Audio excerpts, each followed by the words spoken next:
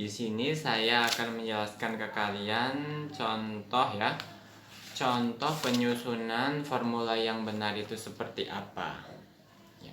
Di sini contohnya Ma Huang Tang ya, mengobati sindrom eksterior tipe ekses ya. Tipe ekses, maaf saya benerin. Ya. Tipe ekses angin dingin ya. Penyebab utamanya adalah eksogenus, angin dingin menyerang pada bagian eksterior tubuh. Sedang batuk sesak, gejala penyerta terjadi karena adanya obstruksi Qi-paru. Ya. Sesak itu biasanya karena ada obstruksi Qi-paru. Ma Huang itu bersifat pedas hangat, menyebarkan dapat memacu fungsi menyebar paru dan meredakan sesak sebagai obat utama. Obat pembantu Guice ya, bersifat pedas hangat, membantu Ma Huang untuk diaporesis ya. Diaporesis itu menghangatkan meridian dan melancarkan yang.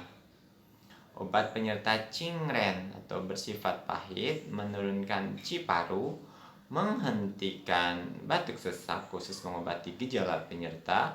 Obat pengarah Ciai Gang Chao atau rasa manis dapat mengharmoniskan obat yang lain dan mencegah efek diaporesis dari Ma Huang. Guice ya, yang dapat melukai Cengci, merangkap sebagai obat penyerta. Penggunanya jelas dan dikombinasikan secara tepat. Ya, jadi semua obat itu dikombinasikan satu sama lain, saling bersimbiosis mutualisme untuk mencapai efek terapi yang baik. Bagaimana dengan formula susunannya kompleks dan banyak variasi? Ya, tidak peduli ya seberapa kompleks formulanya, jika secara cermat dianalisa tidak lepas dari lingkup obat utama, pembantu, penyerta, dan pengarah. Tentu saja setiap formula tak semua berdasar aturan ini harus sesuai dengan tujuan terapi. Selain obat utama, obat-obat lain tidak tentu harus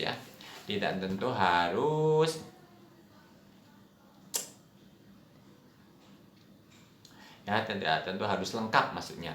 Tidak harus lengkap bila efek obat utama cukup ya. Tidak perlu obat pembantu bila obat utama dan obat pembantu tidak beracun dan tidak keras.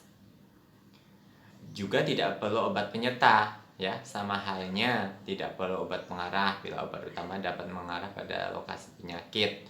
Ya, selain itu juga ada obat pembantu merangkap obat penyerta atau obat penyerta merangkap pengarah. Oleh karena itu prinsip penyusunan formula jangan dimengerti secara mekanisme. Ya, jadi memang tergantung sama ininya, sama jenis herbalnya. Jadi ada beberapa herbal yang bisa berfungsi sebagai pembantu penyerta ya, ada herbal yang bisa berfungsi sebagai obat utama plus pembantu, ada herbal yang bisa berfungsi sebagai penyerta plus pengarah gitu. Jadi dalam penggunaan herbal kita juga harus tahu fungsi-fungsi masing herbal itu seperti apa biar tercapai terapi yang baik dan benar. Mungkin untuk contoh dari penyusunan formula ini yang bisa saya jelaskan ya. Untuk selebihnya nanti kita akan bahas tentang modifikasi formula di part selanjutnya ya. Sampai jumpa di part selanjutnya. Assalamualaikum warahmatullahi wabarakatuh.